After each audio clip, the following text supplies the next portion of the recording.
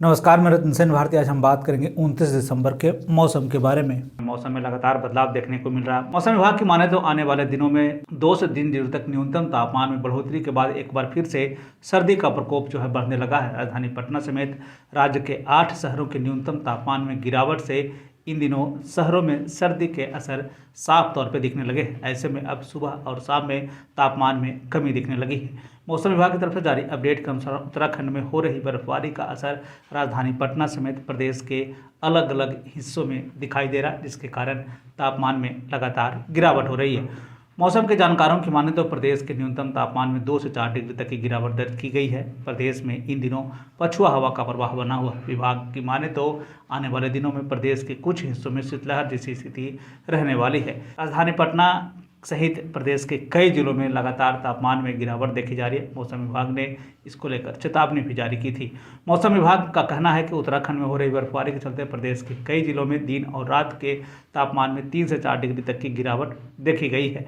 इधर मौसम विभाग ने यह भी कहा है कि बांग्लादेश के सीमावर्ती इलाके में चक्रवाती परिसंचरण के कारण देश के ही राज्यों में ठंड के कहर बढ़ने लगा है। बता दें कि पिछले दिनों प्रदेश में हुई बूंदाबांदी के कारण कोहरे जैसे हालात की संभावना बन रही है।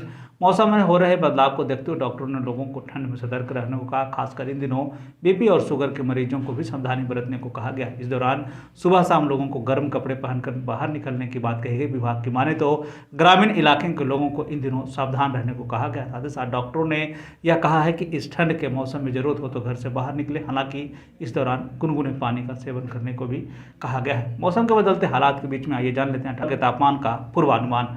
उत्तर पश्चिम बिहार के तहत आने वाले जिलों में पश्चिम चंपारण, सिवान, सारण, पूर्वी चंपारण, गोपालगंज में अधिकतम तापमान 20 से 22 डिग्री तक रहने की बात कही गई, जबकि इन जिलों का न्यूनतम तापमान 8 से 10 डिग्री तक रहने की बात कही गई। इस दौरान मौसम शुष्क बना रहेगा।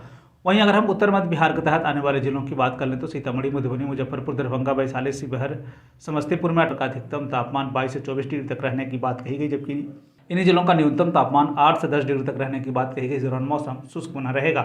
उत्तर पूर्व बिहार के तहत आने वाले जिलों में सुपौल, अररिया, किशनगंज, मधेपुरा, सहरसा, पूर्णिया, कटिहार का अधिकतम तापमान 22 से 24 डिग्री तक रहने की बात कही गई, जबकि इन्हीं जिलों का न्यूनतम तापमान 8 से 10 डिग्री तक रहने की बात कही गई। इस दौरान मौसम शुष्क बना रहेगा। दक्षिण पश्चिम बिहार के तहत आने वाले जिलों में बक्सर, भोजपुर, रोहतास, भभुआ, औरंगाबाद, अरवल का अधिकतम तापमान 24 से 26 डिग्री तक रहने की बात कही गई, जबकि इन्हीं जिलों का न्यूनतम तापमान 6 से 8 डिग्री तक रहने की बात कही गई। इस दौरान मौसम शुष्क बना रहेगा।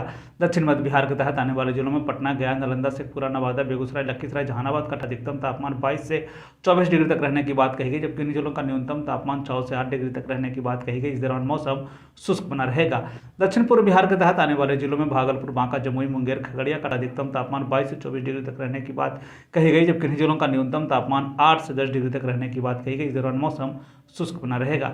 ये थे बिहार में मौसम से जुड़ी हुई जानकारी। बिहार और बिहार से जुड़ी हुई और भी ऐसी खबरों के लिए बने रहे हमारे चैनल के साथ। मुझे दीजिए इजाजत। धन्यवाद।